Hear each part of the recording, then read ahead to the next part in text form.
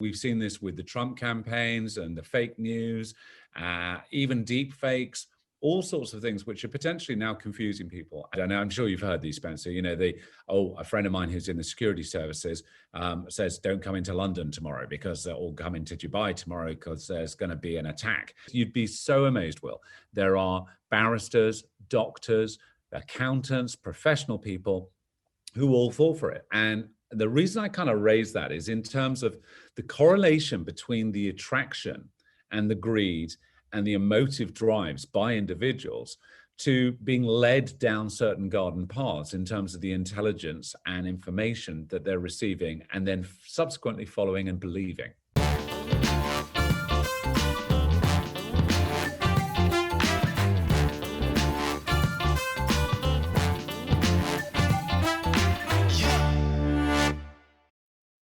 Do you think people are oblivious to, or not oblivious, that's not a fair word. Do you think people are naive maybe to what's going on around them nowadays? And do the same problems that existed 30 years ago still exist today?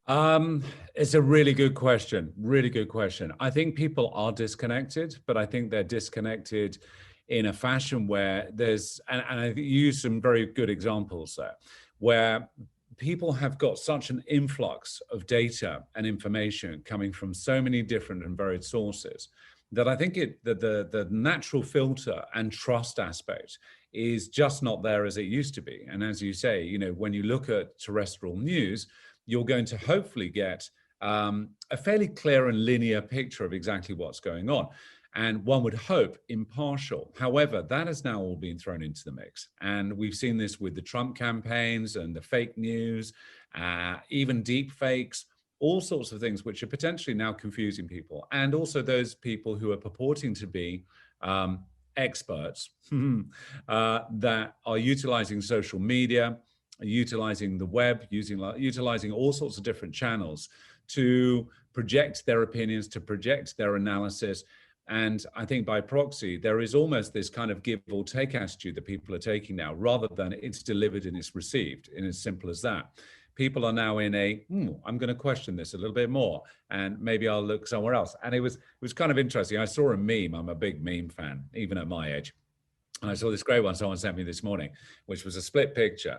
And at the top of the picture, it says vaccination being researched by scientists. And then the bottom half of the picture was someone sitting on the loo and saying, anti-vax being how that's researched, when it was someone with their device, and I think it's really indicative of sadly the time that we're in. And I feel kind of worried for children and kids growing up these days, because they have this just sheer volume of data coming in that it's confusing the hell out of them. And I think that, it's great to formulate a good, broad analysis and assessment of a situation, but I always say to people whenever they get these kind of fake threats that come through, I heard, and I'm sure you've heard these, Spencer, a friend of mine who's in the security services says, don't come into London tomorrow or come into Dubai tomorrow because there's going to be an attack.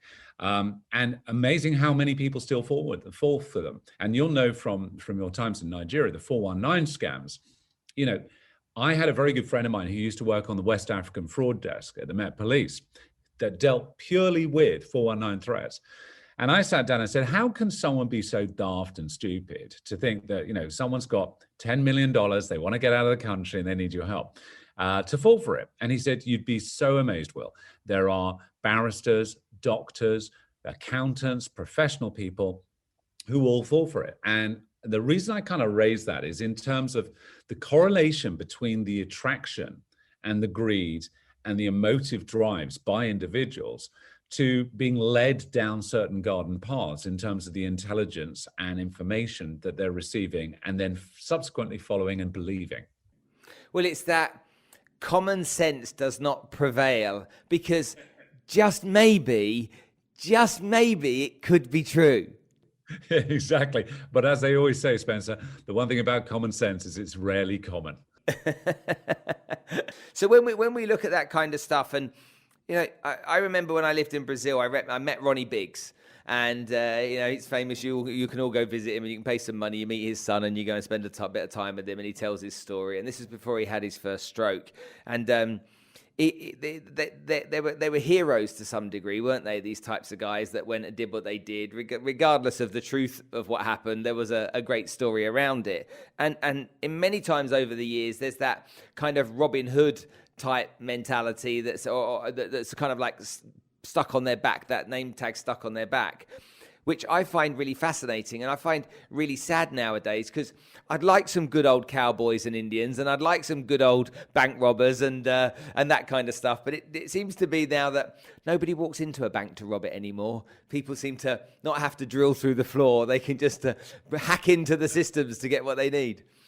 I mean, the number of cyber extortionists that we've dealt with, I mean, the evolution of things like CryptoBit, CryptoLock, this ransomware, which people can receive. I mean, again, a lot of this stuff comes down to human effort to prevent you becoming a victim of it. And, you know, more often than not, the two things which I found prevail where people have been vulnerable to these attacks and then found themselves really in a hole is, number one, not updating software when they should have, or putting in the software patches which are readily available, but they just don't make the time to do them.